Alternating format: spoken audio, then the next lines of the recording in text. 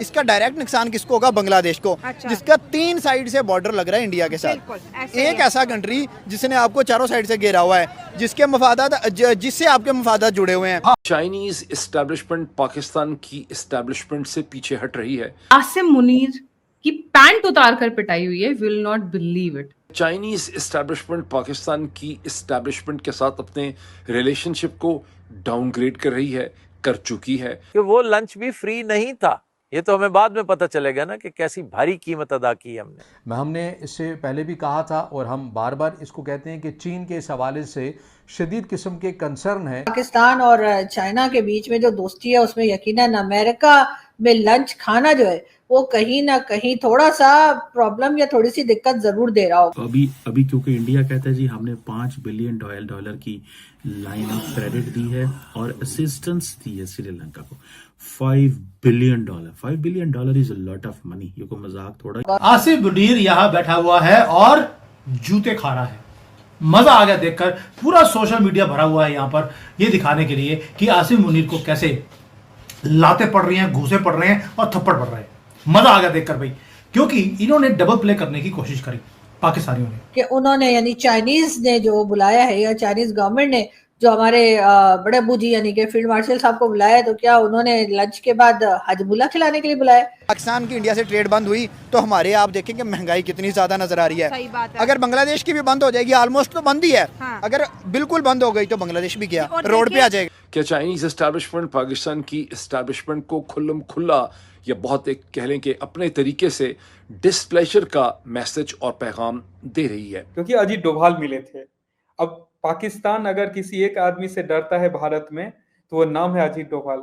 अजीत डोभाल, उसके बाद जयशंकर मिलते हैं और जयशंकर वहीं तक नहीं, वो जिनपिंग से जो प्रेसिडेंट है चाइना के, उनसे भी जाके मिलते हैं। पाकिस्तान में चीन के नागरिकों पर जो हमले हो रहे हैं उस पर नाराजगी जताई। और general Munir so called field marshal of Pakistan publicly humiliated.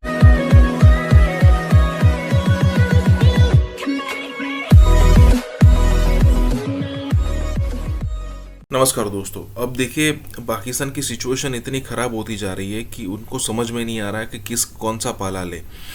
देखिए अब अमेरिका की तरफ से जब उनको हेल्प मिलना बंद हो गई तब उन्होंने आसानी से चाइना का दामन थाम लिया। लेकिन अब सिचुएशन ऐसी हो रही है कि अमेरिका से पाकिस्तान को अच्छा खासा भाव मिल रहा है और इस टाइप की सिचुएशन में आखिरकार क्या किया जाए ये समझ में नहीं आ रहा है पाकिस्तान को। अब देखिए हम सबको पता है कि पिछले दिनों आसिम मुनीर की विजिट हुई अमेरिका के अंदर और उसके बाद सिचुएशन ये हुई कि चाइना ये सोचने पर मजबूर हो गया कि भाई हम इस लेवल की मदद कर रहे हैं पाकिस्तान को, लेकिन फिर भी ये जो है वो साले बाज नहीं आ रहे, दोगले लोग।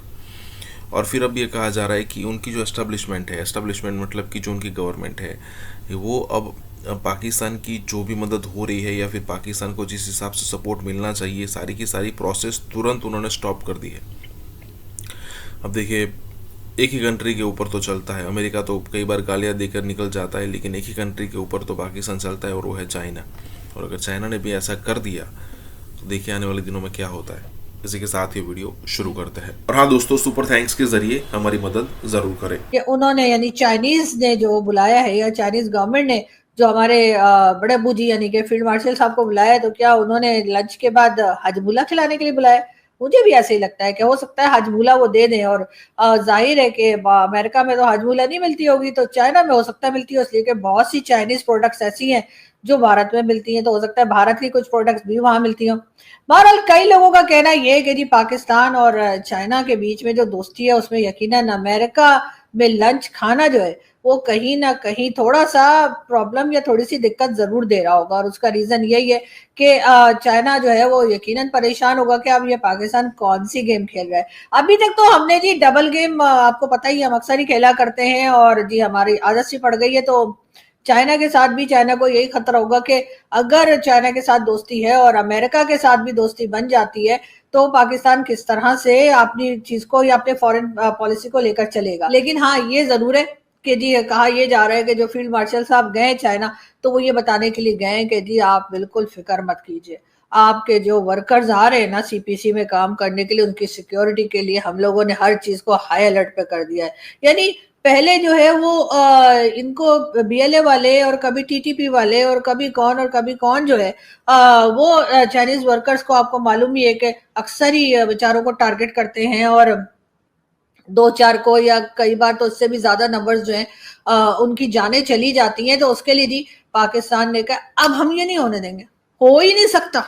लेकिन मैं ये बता दूं कि ये वाली स्टेटमेंट हम हर बार देते हैं और इस तरह ज्यादा हमें आदत हो गई कि मुझे लग रहा है कि हमारे जो ऑफिशियल्स हैं या हमारी जो गवर्नमेंट है और हमारे जो भाई लोग हैं उन्होंने शायद ये स्टेटमेंट लिखवा के रख दी होगी अपने ऑफिस में और कहा होगा बस जी जैसे ही कोई चाइनीज को टपका दे तो ये स्टेटमेंट दे देना, हम होने नहीं देंगे, हम इन टेररिस्ट को पकड़ के रहेंगे, हम इन्हें कहीं जाने नहीं देंगे, ये चाइनीज पे हमला नहीं कर सकते, हमने उसको हाई अलर्ट पे कर दिया, ये कर दिया, वो कर दिया। यही बातें सुन सुन के मुझे लग रहा है चाइनीज गवर्नमेंट जो है उनके भी कान पक गए होंगे और पक के अभी गिरने ही वाले होंगे कि उन्होंने कहा होगा इनको बुला लो और इनसे पूछो कि भैया ये बताओ कि अमेरिका में जो है वो जो आप रोटी खाकर आए हो, जो आप लंच करके आए हैं, तो उस बीच में बात क्या हुई? क्योंकि जाहिर है कि ऐसा तो हुआ नहीं होगा कि डोनाल्ड ट्रंप ने फ्री में रोटी खिला दी और कोई डिमांड नहीं की। हो सकता है उन्होंने कहा कि जी अगर हम ईरान पे अटैक करेंगे तो आपने एकदम खामोश रहना है, और अगर हम मतलब इजराइल को आपसे कहें कि इजराइल को आप तस्लीम कर लीजिए तो फिर कर लीजिएगा। लेकिन क्या बात हुई है पता नहीं। लेकिन पाकिस्तान ने क्या सोचा था कि पाकिस्तान के जो फील्ड मार्शल साहब हैं, यानी जो सबसे ऊपर की पोस्ट, वैसे मैं इन्हीं को समझती हूँ, वैसे कहा तो ये जाता है कि ये गवर्नमेंट के अंडर होती है, इनकी जो इंस्टीट्यूशन है वो गवर्नमेंट के अंडर होती है, हर चीज ये गवर्नमेंट से पूछ के करते हैं, लेकिन होता उल्टा है, ये तो सभी जानते हैं, ठीक है ना। तो इसलिए मुझे उस बहस में पढ़ने की जरूरत ही नहीं। वैसे ही मैं आपको पता है कभी मेरा चैनल बंद करते हैं तो कभी कुछ, कभी मेरा बैंक बंद कर देते हैं, कभी क्या कर देते हैं।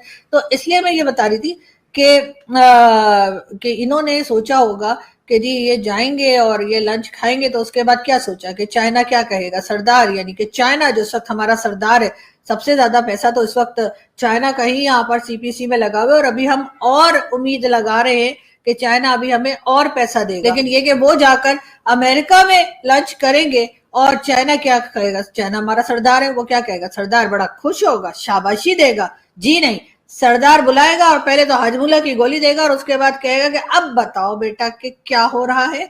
तो फिर जाहिर है कि बताना तो पड़ेगा ही। लेकिन अब बात सारी ये कि चाइना से एक बार फिर हम ये उम्मीद लगा के बैठे हैं कि वो कुछ पैसे और देगा। आसिफ मुनीर यहाँ बैठा हुआ है और जूते खा रहा है। मजा आ गया देखकर। पूरा सोशल मीडिया भरा हुआ है यहाँ पर ये दिखाने के लिए कि आसिफ मुनीर को कैसे लाते पड़ रही हैं, घूसे पड़ रहे हैं और थप्पड़ पड़ रहे हैं। मजा आ गया देखकर भाई, क्योंकि इन्होंने डबल प्ले करने की कोशिश करी पाकिस्तानियों ने, और ये रियल लाइफ जियोपॉलिटिकल थ्रिलर है जो मैं अपने आंखों के सामने देख रहा हूं। भाई जयशंकर जी आए थे, क्या स्वागत हुआ था, मजा आ गया देखकर। और वहां पर डील्स करके गए हैं और यहां पर ये आदमी आसिफ मुनीर यहां पर हीरो बन के आया था और उसको पता लगा ये तो एक सिर्फ पैदा है छोटा सा जिसकी कोई वैल्यू नहीं है। और general Munir, so called field marshal of Pakistan, publicly humiliate हो रहा है। चाइना ने एक ही बात बोली, भाई तुम्हें पैसे हमने दिए, तुम्हारा सीपैक के अंदर हमने तुम्हें पैसे दिए हैं, तुम्हारी तरक्की कराने के लिए काम किया है, और तुम नोबेल प्राइज शी जिनपिंग को नहीं बोल रहे हो, डोनाल्ड ट्रंप को बोल रहे हो कि तुम्हें नोबेल प्राइज दिया जाएगा। हथियार तुम्हें हमने दिए, कोऑर्डिनेट्स हमने दिए, सैटेलाइट की इमेज तुम्हें हमने दी, और न्यूक्लियर जो तुम्हारा युद्ध है उसको करवाने के लिए जो कुछ चाहिए था हमने दिया, फाइटर प्लेन भी हमारे, और नोबेल प्राइज डोनाल्ड ट्रंप को। और ग्वादर का जो एरिया है वो तुम हमें बेच चुके हो और उसी को उठा के तुमने अमेरिका को बेच दिया पैसे लेने के लिए, वो भी क्रिप्टो की तुमने उनके साथ डील कर ली। और इसके साथ साथ 10 चीजें और भी हैं जो उनको आईना दिखाया गया इसको। रीजन बीइंग ये यहां पर आया था आसिफ मुनीर पैसे मांगने के लिए कि सीपैक के ऊपर थोड़े से और पैसे हमारे ऊपर नौछावर किए जाए। उन्होंने आईना दिखा दिया, यानी कि आसिफ मुनीर को एक कमरे में लेकर ग्रिल किया गया जैसे कि गद्दार को किया जाता है, और उसको आवाज नहीं निकल रही आसिफ मुनीर की। ऐसी इंसल्ट आपने इंटरनेशनली कभी भी थप्पड़ पड़ते हुए नहीं सुने होंगे, पूरे दुनिया को सुनाई दे रहे हैं। तो इस वक्त भारत की गवर्नमेंट, पर्टिकुलरली भारत के जो डिफेंस मिनिस्टर हैं, वो ये कह रहे हैं कि जो ब्रह्मोस मिसाइल है जो कि हमने पाकिस्तान के खिलाफ इस्तेमाल किया, अब उसकी जो डिमांड है वो बढ़ गई है, और there are few countries which are asking, जो कि पूछ रहे हैं बार बार इंडिया से कि हमें मजीद हमें ब्रह्मोस मिसाइल दिए जाएं। आपके हमारे जो ब्रह्मोस मिसाइल है उसकी तो ग्लोबल मार्केट है। आपको पता है ब्रह्मोस मिसाइल जो है that is a supersonic cruise missile जो कि that is jointly developed by India and Russia, और it is one of the fastest और प्रिसाइज क्रूज मिसाइल समझा जाता है। It's a supersonic cruise missile. और दूसरा ये है कि ये इसकी रेंज तकरीबन 450 किलोमीटर है, और सुनने में आया कि the new range which is coming that has gone beyond 800 kilometre. So जो अच्छा इसमें यह है कि ये land and sea submarine, land sea में शिप्स और सबमरीन जो है उसमें ये है। और सुनने में आया कि ये जो Su-30 जो है उसमें भी इस्तेमाल किया जा सकता है अगर एयर से करना हो तो। और ये इसके अंदर एक जिसे वो कहते हैं ना कन्वेंशनल वॉरहेड ले के जा सकता है, ये तकरीबन 200-300 किलोग्राम, और पोटेंशियली न्यूक्लियर भी ये लेके जा सकता है। और ये इसकी जो गाइडेंस सिस्टम है उसमें GPS लगा हुआ है। और अगर मैं आपको बताऊं कि ये थोड़ी सी बात इंपॉर्टेंट है कि इसका जो गाइडेंस सिस्टम है जिसमें मैं GPS सिस्टम की बात कर रहा हूँ, ये कोई इतना आसान काम नहीं होता मिसाइल को इंटरसेप्ट करना, बातें करना बहुत आसान होता है। सो पहली बात तो ये है। सो दूसरा ये है कि ये जो मिसाइल है ये हाई स्पीड है, प्रिसीजन है, और इसकी ये है कि ये टेरेन भी समझ आता है। और इंडिया ने पहले आपको पता है फिलिपाइन को ये ब्रह्मोस दिया है, वियतनाम और आप कुछ सुना मिडल ईस्टर्न नेशंस भी मांग रही हैं। और ये एक इनका सक्सेसफुल मिसाइल सिस्टम ज़रूर है, लेकिन कितने मुल्क मांग रहे हैं, क्या मांग रहे हैं, ये तो अब राजनाथ सिंह साहब को ही पता है, उनको आई होगी रिक्वेस्ट। लेकिन वो कह रहे हैं जी कि ये जिसे वो कहते हैं ना कि इस चीज़ के करने से हमारी दुनिया में मार्केट बढ़ेगी। सो ये मुझे ऐसे लगता है कि that is something which is interesting. और इस चीज़ को जारी बात है वो समझते हैं, इंडियंस बहुत अच्छे से समझते हैं कि इसका क्या मीनिंग है, क्या इसकी सिग्निफिकेंस है। और the more the talk of this the better for them. जितना ज़्यादा बोलेंगे, जितना ज़्यादा उसकी बात करेंगे और कहेंगे कि जनाब ये हमारा मिसाइल सिस्टम जो है ना ये इस वक्त दुनिया में बहुत ज़्यादा रेलिवेंट है, दुनिया में बहुत ज़्यादा रेलिवेंट है, ये हमें हर जगह से इसकी वो आ रही है, फीडबैक आ रहा है कि ये एक ऐसा मिसाइल है जो जिसकी मार्केट ज़्यादा है, होता ही है। और इंडियंस भी तो चाहते हैं, क्योंकि वो जो इनका आत्मनिर्भर भारत की बात करते हैं कि हमें जो इंडिजनाइजेशन करनी है अपनी सारी की सारी जो फोर्स की, मैन्युफैक्चरिंग की, ताकि हम कभी डिपेंडेंट ही न रहे। देखिए इंडिया अपने आप को जब ये कहता है कि हम बहुत बड़े प्लेयर हैं, तो फिर ये वहाँ पे ये चीज़ तो चलती है, फिर ये तो बताना पड़ता है कि ये इस्टेब्लिश तो करवाना पड़ेगा कि आप वाकई इंडिजिनस मैन्युफैक्चरिंग हर चीज़ कर सकते हैं कि नहीं कर सकते। और अगर आप नहीं कर सकते एंड यू आर डिपेंडेंट, जैसे अभी देखिए रशियंस हैं तो वो ऑलमोस्ट इंडिपेंडेंट है ना, उनको कोई किसी किस्म की परवाह नहीं है कि कोई उनका चाइना उनके साथ खड़ा होता है या नहीं होता। तो इंडिया बेसिकली ये चीज़ें जो है वो चाहता है कि हों, हम मार्केट में अपने आप को मशहूर कराएं कि हमारी बड़ी डिमांड है इस वक्त। सो ये, और दूसरा फिर ये भी है the more they do it the better for them. वो जितना ज़्यादा करेंगे उनके लिए अच्छा है, बिकॉज उससे उनकी एक लार्जर आती है पोजीशन जो है वो इस्टेब्लिश होती है कि जनाब हम देखें हम इतने काबिल हैं और हम ये कर सकते हैं और ये चीज़ें बना सकते हैं। सो ये एक इंटरेस्टिंग सिनेरियो है जो मुझे नज़र आ रहा है कि अगर इंडिया ये कर रहा है, ये जो ब्रह्मोस की को बेचना चाह रहा है, जैसे मैंने बहुत सारी जगहों पे देखा है कि ब्रह्मोस की because of its speed, precision and all that, तो ये एक चीज़ है। लेकिन सुनने में आया कि UAE भी मांग रहा है। ये मैं एक कुछ अरब मैंने जगहों पे पढ़ा था कि UAE भी जो है वो मांग रहा है, और वो इसकी स्पीड, प्रिसीजन जो है वो उसकी वजह से वो समझते हैं कि ये रेलिवेंस है। सो इंडोनेशिया, वियतनाम, अगर ये UAE मांग रहा है तो फिर जारी बात है UAE को बेच रहे होंगे, उनको पता है इन अमारातियों के पास पैसे हैं।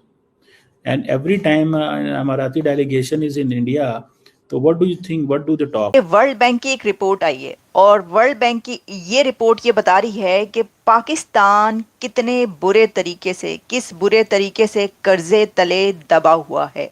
आज होने वाली कॉन्फ्रेंस में सबकी नजरें वजीर खारिजा जयशंकर की तकरीर पर हैं। कुछ देर पहले उन्होंने पाकिस्तान को लताड़ लगाई है। उन्होंने कहा कि आतंक के खिलाफ एससीओ को कड़ा रुख रखना होगा और पहलगाम हमले के दोषियों पर कड़ी कार्रवाई होना बेहद जरूरी है। में भारतीय वजीर खारिजा ने दो अहम बातें की। दहशतगर्दी, इंतहा पसंदी और अलहदगी पसंदी के खिलाफ सख्त रवैया इख्तियार करना है।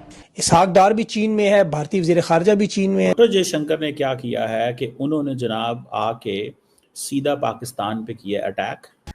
कम से कम आप कह सकते हैं कि 2 दर्जन के करीब जो पाकिस्तान के सिक्योरिटी फोर्सेस के एहलकार हैं, पाकिस्तानी फौजी हैं, उसमें ऑफिसर्स भी शामिल हैं, वो शहीद हो चुके हैं। एससीओ की बैठक में पहलगाम हमले का जिक्र हुआ, जिसको लेकर विदेश मंत्री एस जयशंकर की तरफ से ये बातें कही गई और कहा है जनाब कि ये जो टहरगाम हुआ है, पहलगाम का वाकया हुआ है, कि ये बेसिकली एससीओ का जो फाउंडिंग ऑब्जेक्टिव है उसको कॉम्प्रोमाइज करता है। पूछो ये भागने ना। ये कुछ सड़क छाप यहाँ पर लड़के खड़े हैं, 1 मिनट इनके मुंह पर, क्या मसला है? जयशंकर जी एक फॉरेन मिनिस्टर है।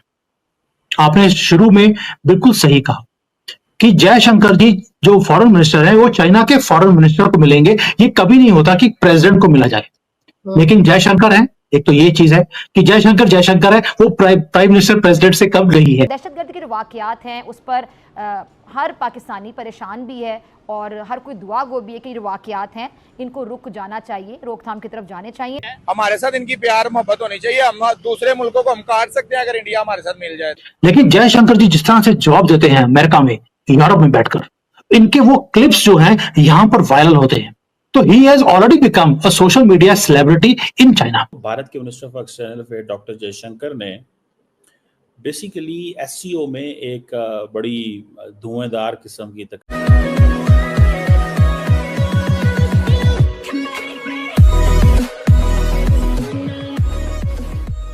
नमस्कार दोस्तों, अब ऐसा लग रहा है कि प्रधानमंत्री मोदी नहीं बल्कि हमारा जो विदेश मंत्री है जयशंकर साहब, वही सबसे बड़े नाइटमेयर है पाकिस्तान के लिए। क्योंकि जब कोई भी बड़ा प्लेटफॉर्म, छोटा बड़ा प्लेटफॉर्म जब उनको मिलता है या फिर कहीं वो जाने वाले होते हैं और वहाँ पर अगर मान लीजिए कि आतंकवाद के खिलाफ कोई बात निकली ना, तो डेफिनेटली उसमें हमारे जो विदेश मंत्री हैं वो पाकिस्तान को उस हिसाब से फ्रेम करेंगे कि पूरी दुनिया देखती रहेगी।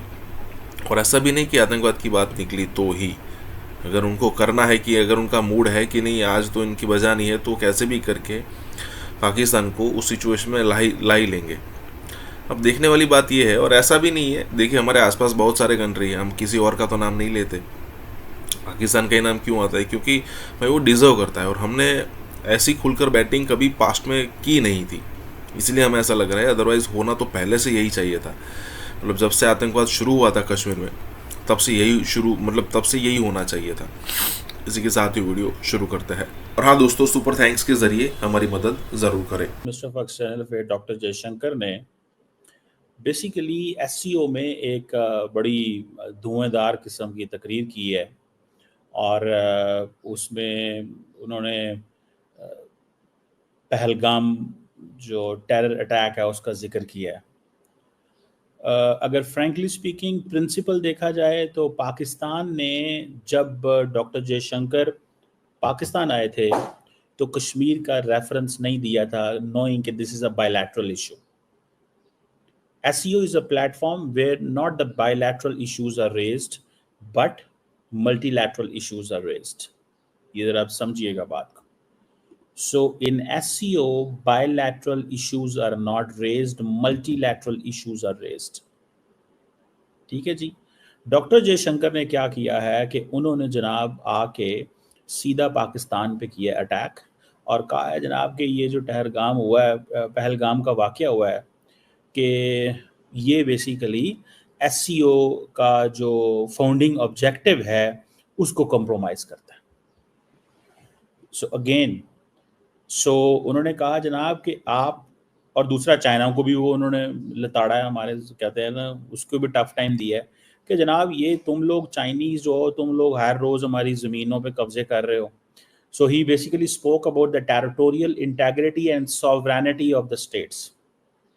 सो वो कहता है कि he calls for respecting territorial integrity, यानी कि हमारी ज़मीन की इज्जत करो और हमारी सॉवरेनिटी की भी इज्जत करो. This is what doctor Jaishankar is saying to China.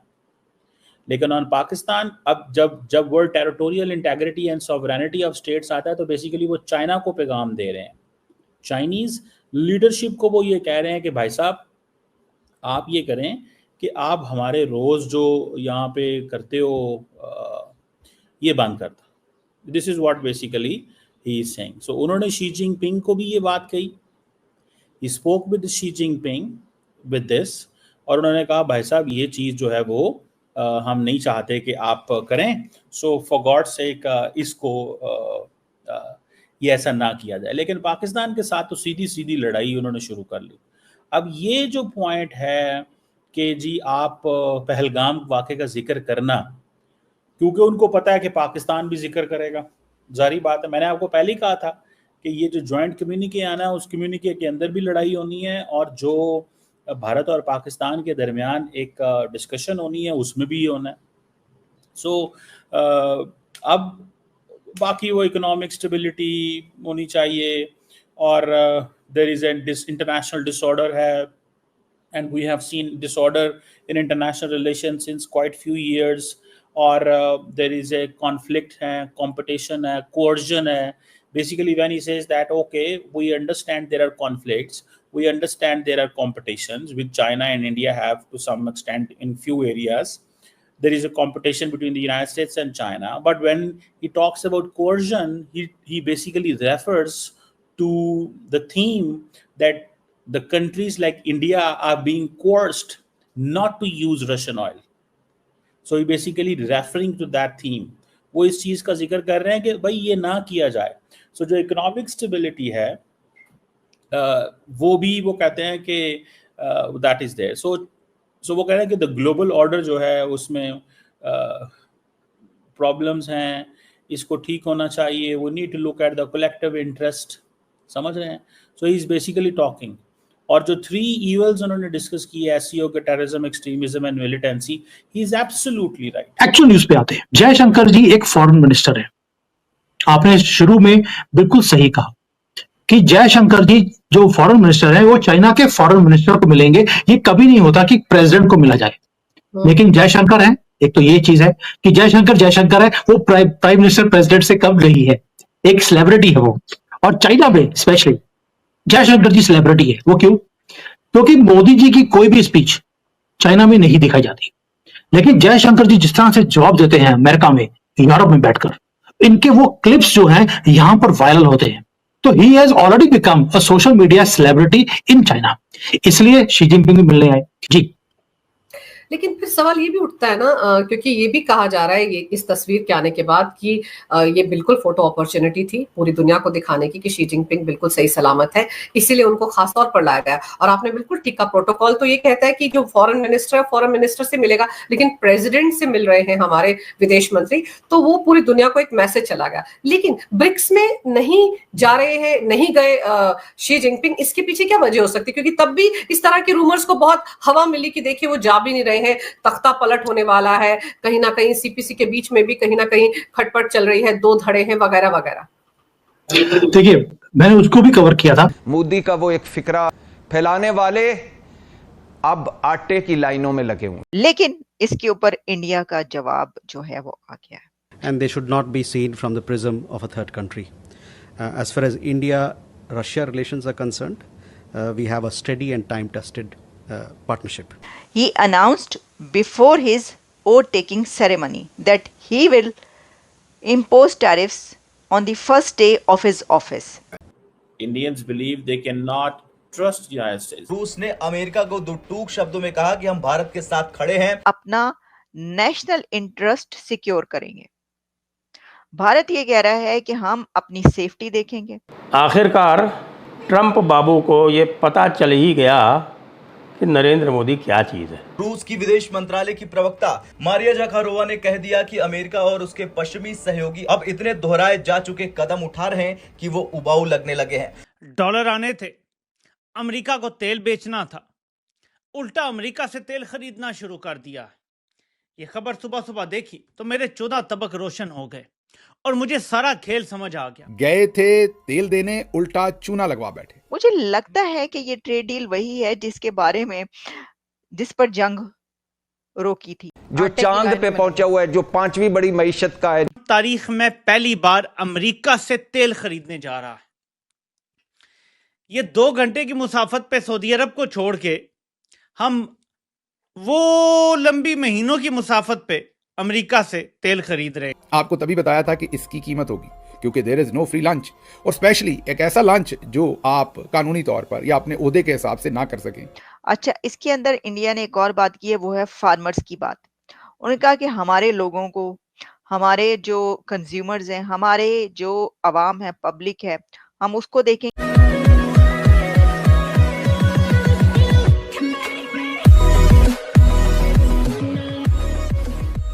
नमस्कार दोस्तों, अब यहाँ पर बात हो रही है इंडिया और रशिया के रिलेशन के बारे में। और डोनाल्ड ट्रंप जो पिछले दिनों से जो कई सारी चीज़ें कर रहे हैं, जो इंडिया पर टैरिफ लगाने की बात हो या फिर ये सारी बात हो, उसमें आखिरकार सिचुएशन ये आ रही है कि इंडिया डर जाए यूएस से कि भाई अगर मान लीजिए कि यूएस का इतने टैरिफ लग गए ना, तो फिर इंडिया पर बहुत सारा कर्जा या फिर कहे कि इंडिया का जो प्रॉफिट है वो बहुत कम हो जाएगा जब इंडिया जो है वो यूएस से बिजनेस करता है तब। और फिर हम पूछेंगे कि भाई आखिरकार आप चाहते क्या है, और यूएस कहेगा कि भाई रशिया से ऑयल लेना बंद कर दो, फिर हम कम कर देंगे या बंद कर देंगे। उसके बाद होगा ये कि डोनाल्ड ट्रंप पूरी दुनिया में चिल्ला चिल्ला कर बोलेगा और अपने जो वोटर्स है उसको खुश करने की बात करेगा। लेकिन यहाँ पर हुआ है उसका एकदम उल्टा। हमने रशिया से जो भी चीज़ थी हमारी, वो हमने कंटिन्यू रखी है और हमने ये पूरा बता दिया है कि नहीं भाई, क्योंकि देखिए जब ज़रूरत थी ना तब रशिया हमें काम में आया था। अमेरिका या फिर कहे कि वेस्टर्न कंट्रीज़ आप कहो, यूरोपियन कंट्रीज़ को, वो कोई भी हमें काम पर बिल्कुल भी नहीं लगा था। इसी के साथ ही वीडियो शुरू करते हैं। और हाँ दोस्तों, सुपर थैंक्स के जरिए हमारी मदद ज़रूर करें। इंडिया जो है वो रशिया से मासिव ऑयल खरीद रहा है, तो इस वक्त रशिया और यूक्रेन के जो हालात चल रहे हैं उस वजह से हम इंडिया पर जो है ये टैरिफ लगा रहे हैं। अब उन्होंने 2 वजूहत बयान की। एक ये कि उनको हमेशा से उनका ये कहना है कि बहुत हमारी बड़ी ट्रेड है, लेकिन होता क्या है कि हमारा जो है वो पलड़ा नीचे रहता है, भारत का भारी रहता है ट्रेड में, और टैरिफ जो है ज़्यादा लगाए जाते हैं, इसलिए लगे। और दूसरा ये कि रशिया से तेल खरीदा है, जिसके ऊपर हमेशा से अमेरिका को इतराज़ है, तो अब उसके ऊपर प्रैक्टिकली उन्होंने ये लिया। लेकिन इसके ऊपर इंडिया का जवाब जो है वो आ गया है। इंडिया ने इसके ऊपर ये कहा है कि गवर्नमेंट जो है वो इसको स्टडी कर रही है, इम्प्लीकेशंस को, कि क्या होगा, और जो सोशल सिक्योर, हम अपना नेशनल इंटरेस्ट सिक्योर करेंगे। भारत ये कह रहा है कि हम अपनी सेफ्टी देखेंगे। अच्छा, इसके अंदर इंडिया ने एक और बात की है, वो है फार्मर्स की बात। उन्होंने कहा कि हमारे लोगों को, हमारे जो कंज्यूमर्स हैं, हमारे जो अवाम है, पब्लिक है, हम उसको देखेंगे पहले कि उसके लिए क्या ठीक है, और हम अपना नेशनल इंटरेस्ट जो है उसको पहले सेफ करेंगे, उसकी सेफ्टी देखेंगे, उसको सिक्योर करेंगे, और फिर हम ये देखेंगे कि इसके बाद हमें इससे क्या नुकसान पहुंच रहा है। साथ ही उन्होंने ये भी कहा है कि हम बात भी करेंगे, क्योंकि इसके ऊपर मैं देख रही थी कि क्या आ रहा है, तो उन्होंने ये लिखा है, मैं इसको जरा करीब करके पढ़ लूं तो मैं आपको बता दूं। हाँ, and India and the US have been engaged to negotiate on concluding a fair, balanced and beneficial bilateral trade agreement over the last few months. We remain committed to that objective. इसका क्या मतलब है? इसका मतलब ये हुआ कि साथ ही वो ये कह रहे हैं कि आप बेफिक्र रहें, हम इसके ऊपर देख रहे हैं और इसको कैसे हल करना है हम ये भी देख लेते हैं। 2 चीजें, एक तो उन्होंने जो है वो धड़ाके से ही कह दिया कि हमारा जो नेशनल इंटरेस्ट है हम उसको पहले रखते हैं, और दूसरा उन्होंने कहा कि हम इसके ऊपर काम भी करें। ज़रा डिप्लोमेटिकली इसी तरह बोला जाता है, वो जानते हैं पॉलिसीज को, उन्हें इस तरह बोला। तो ये जी 2 बड़ी खबरें जो हैं वो इस वक्त चल रही हैं, जो मैंने आपके सामने पेश की, और इसके मैंने सारे एंगल्स भी आपके सामने रख दिए हैं कि ये कोई इस तरह का सादा नहीं है मामला, इसको देखने की जरूरत है दोनों तरफ जो एंगल्स चल रहे हैं। अच्छा, अब एक तरफ जहां ये है, वहीं पर उसके अंदर मैं बताऊं कि जो पाकिस्तान के अंदर खुशियां मनाई जा रही हैं उस पर भी थोड़ा सा जिक्र कर लें अगर आप, तो क्या ही इजाजत दे दें अगर आप मुझे, कि जी ओदे उत्ते की कर लेता जाए। अच्छा जी, वो कह रहे हैं जी बड़ी खुशी से पाकिस्तान ने खबर छापी है जियो में जी, भारत रूस से असलहे और तवानाई खरीदता है, उस पर 25% टैरिफ और इजाफी जुर्माना आयद करेंगे, ट्रंप ने कह दिया है। अमेरिकी सदर डोनाल्ड ट्रंप ने एक बार फिर भारत को सख्त तनकीद का निशाना बनाते हुए 25% टैरिफ जो है वो लगा दिए हैं। ये उन्होंने बड़ी डिटेल में लिखा है, लेकिन ये नहीं पता आपको शायद कि टैरिफ उन्हीं कंट्रीज पर लगता है जिनके साथ ट्रेड हो। आपके ऊपर टैरिफ कैसे लगेगा जब आपकी अमेरिका के साथ ट्रेड कितनी है? इंडिया के ऊपर ही टैरिफ लगेगा क्योंकि उसी की बड़ी जो है वो ट्रेड है, तो टैरिफ भी तो उसी के ऊपर लगेगा। तो ये जो आप कह रहे हैं, मैं देख रही थी शाहजेब खानजादा के प्रोग्राम में कि जी भारत पर टैरिफ आयद करके जोरदार झटका दिया है। भाई झटका उसी को दिया जा सकता है जिसके साथ ट्रेड होगी और टैरिफ लगेंगे। जिसकी ट्रेड ही नहीं होगी ओदे उत्ते टैरिफ की किन्ने लाने ने, उसके ऊपर टैरिफ कैसे लगेंगे, मुझे आप ये बता दें। मतलब अक्ल को भी थोड़े नाखून मान लें। जिन कंट्रीज के ऊपर टैरिफ लगा रहे हैं, किन के ऊपर लगा रहे हैं? जिनके साथ उनकी धड़ाधड़ ट्रेड होती है। तो उन्होंने कहा कि जी ये जो है, हाँ ये बात ठीक है आप जो कह रहे हैं कि एक दिन ऐसा है जब पाकिस्तान तेल भारत को भी फरोख्त करी है, उन्होंने जान की कही है बात। प्रेसिडेंट ट्रंप ने ये वाली बात जो है ना वो लगा दी है उन्होंने इंडिया को कि भाई ये जो है पाकिस्तान को ऊपर रख रहे हैं, पाकिस्तान को जो है वो हमारा बड़ा करीबी दोस्त है वगैरह वगैरह। अच्छा, इसके कुछ रीजंस भी हैं, लॉजिक्स भी हैं। आपको पता है कि पाकिस्तान ने प्रेसिडेंट ट्रंप को नॉमिनेट किया है for the Nobel peace prize. और दूसरा एक और बात, वो कह रहे हैं कि जी बिल्कुल बंद करवाइए ये जो जंग है प्रेसिडेंट ट्रंप ने। तो इंडिया तो कह ही नहीं रहा, इंडिया नहीं कह रहा कि ये प्रेसिडेंट ट्रंप ने बंद करवाई है, वो कह रहे हैं नहीं। तो प्रेसिडेंट ट्रंप को मान ही नहीं रहे, जबकि पाकिस्तान मान रहा है। वो कह रहे हैं हाँ, तो जाहिर है कि फिर ये तो इस तरह तो होता है ना, इस तरह के कामों में क्यों उदास फिरते हो गर्मियों या सर्दियों की शामों में। तो वही जो है सूरत हाल है गर्मियों की शामों में। कि एक रीजन इसके अंदर ये भी है। मैं आपको टैरिफ की थोड़ी सी और डिटेल बताऊं तो आपको पता ही चलेगा कि मैं कह रही हूँ। देखिए वियतनाम जो है उसके ऊपर 20% टैरिफ है, जापान पर 15% लगाए हैं, फिलीपींस पर 19% है, यूके पर 10% है, इंडोनेशिया पर 19% है, ईयू पर 15% है, इंडिया पर 25% है, बांग्लादेश पर 35%। ये भी तो देखें ना, कई एक ऐसे कंट्रीज हैं जहां पर इंडिया से काफी ज्यादा जो टैरिफ है ना वो लगा दिया उन्होंने।